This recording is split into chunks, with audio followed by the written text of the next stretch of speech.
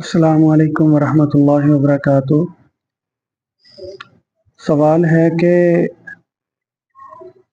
سرور کائنات آقا علیہ الصلوۃ والسلام پر درود بھیجنے کا کیا طریقہ ہے اور اس کے کیا الفاظ ہیں، اور رسول اللہ صلی اللہ علیہ وسلم پر کون سا درود و سلام پڑھا جائے۔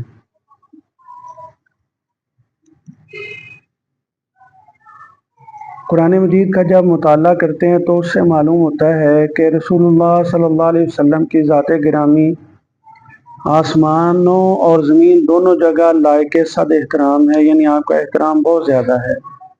آسمان میں اللہ اور اس کے فرشتے آپ صلی اللہ علیہ وسلم پر درود بھیجتے ہیں، جیسے کہ قرآن میں ہے ان اللہ و ملائکتہ یصلون علی النبی یا ایھا الذین آمنوا صلوا علیہ وسلموا تسلیما۔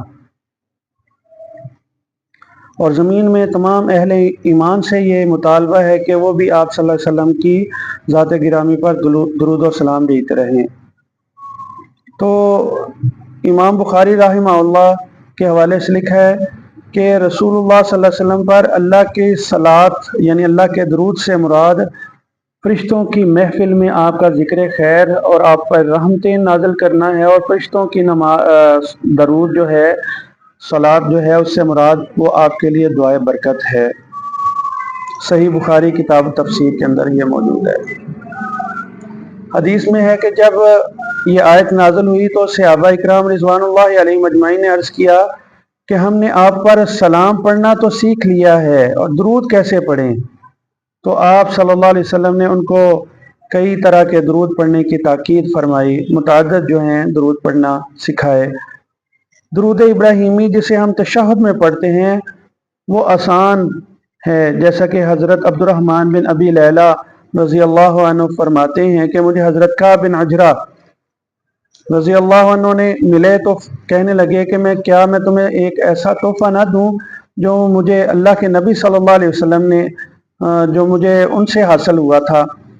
تو میں نے کہا ہاں، آپ ہمیں ضرور وہ تحفہ دیں۔ تو انہوں نے فرمایا ہم نے رسول اللہ صلی اللہ علیہ وسلم سے عرض کیا کہ اے اللہ تعالیٰ نے ہمیں آپ پر سلام پڑھنا تو سکھا دیا ہے، البتہ صلاۃ یعنی درود پڑھنے کا کیا طریقہ ہے؟ تو آپ صلی اللہ علیہ وسلم نے فرمایا کہ درود ابراہیمی پڑھ لیا کرو، درود ابراہیمی کی تلقین فرمائی۔ یہ بھی صحیح بخاری کے اندر حدیث موجود ہے۔ حافظ ابن حجر رحمہ اللہ وہ فرماتے ہیں کہ سلام پڑھنے کی تعلیم سے مراد تشہد جو ہم اتحیات میں پڑھتے ہیں نا، السلام علیکہ ایھا النبی ورحمۃ اللہ وبرکاتہ، یہ سلام ہے۔ یہ فتح الباری میں انہوں نے لکھا ہے۔ تو ان احادیث کی روشنی میں رسول اللہ صلی اللہ علیہ وسلم پر درود پڑھنے کا کوئی مخصوص طریقہ نہیں، آپ جب چاہیں جہاں چاہیں درود پڑھ سکتے ہیں۔ اللہ تعالیٰ کے فرشتے اس درود کی وصولی اور مقام مقصود تک پہنچانے کے لیے تعینات ہیں۔ بہتر ہے درود کے لیے انہی الفاظ کا انتخاب کیا جائے جن کی رسول اللہ صلی اللہ علیہ وسلم نے خود ہمیں تعلیم دی ہے، اپنی طرف سے کوئی خاص طریقہ یا خاص الفاظ ایجاد نہ کیے جائیں۔ اسی طرح ہمیں مسنون درود سلام جو ہے وہ پڑھنے کا اہتمام کرنا چاہیے۔